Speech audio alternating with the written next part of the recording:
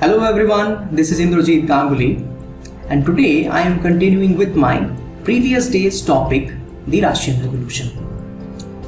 From my last video, you have understood about the political, social and economic condition of the Tsarist Russia before the revolution. So, this situation eventually led to the Russian Revolution in the year 1917.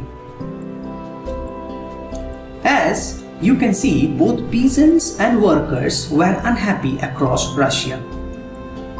These saw the advent of two political parties, the Russian Social Democratic Workers' Party and the Socialist Revolutionary Party. The Russian Social Democratic Workers' Party followed the ideas of Karl Marx and aimed to provide support to workers. This party was divided into two groups. First is Bolsheviks led by Vladimir Lenin and another is Mensheviks led by Julius Martov. The Bolsheviks believed in discipline and controlling the quality of the party members, whereas the Mensheviks believed that party needed to be open to all. I have already told you, the Russian Social Democratic Workers' Party backed to the workers. On the other hand, Socialist Revolutionary Party believed that peasants would be the driving force behind the revolution. However, both these parties agreed that existing system in the Tsarist Russia needed to change. Therefore, it was required to organize movement against the autocratic power. Meanwhile, in 1904, the Russo-Japanese War started. This war happened to take control over Manchuria and Korea. Imperialistic aspiration of both the powers led to the Russo-Japanese War in 1904. After the end of the war, Japan won and Russia defeated. But this war led to severe economic depression in the Tsarist Russia. The year 1904 was a particularly bad one for Russian workers. Over 110,000 workers in St. Petersburg went on strike demanding reduction in working day to 8 hours and increase in wages and improvement in working conditions. Their strike was led by Father Gapon, and they marched to the Winter Palace of the Tsar Nicholas II.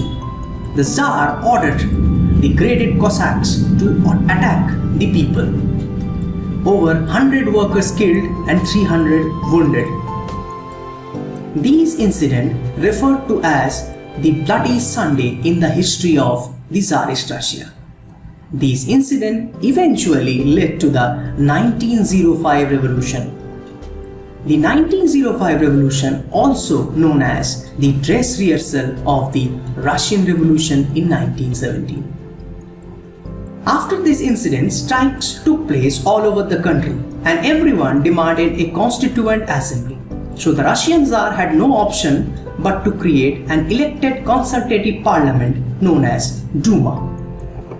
Just like Louis XVI in France, Tsar Nicholas II also enjoyed absolute power in Russia, so there was no require for the parliament.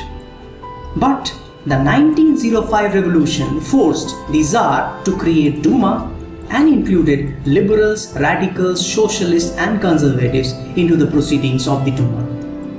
But Nicholas II did not want any questioning of his authority or any reduction of his power. So, he dismissed the first Duma within 75 days and re-elected the second Duma within 3 months. He changed the voting laws and packed the third Duma with conservative politicians. Liberals and revolutionaries were kept out. In 1914, the First World War broke out. The First World War was fought between two groups. One is Central Power and another one is Allied Power.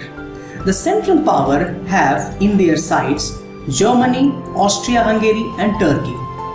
On the other hand, Allied Power have England, France and Russia, while The United States of America joined the war after 1917.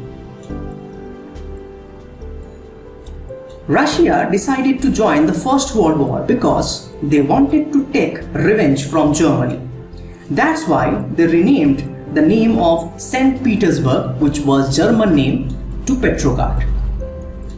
Meanwhile, Tsar Nicholas II blindly followed Queen Alexandria and Russian monk Rasputin, but never thought about to consult with the Duma.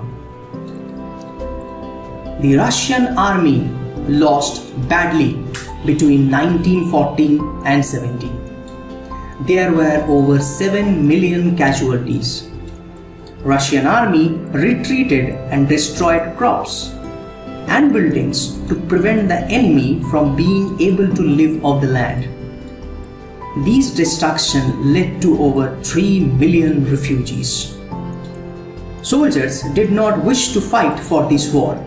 Therefore, working classes were called up to war, which led to shortage of labor. The country was cut off from other suppliers of industrial goods. Large supplies of grains were being sent to feed the army. By the winter of 1916, fighting and riots started breaking out bread shops.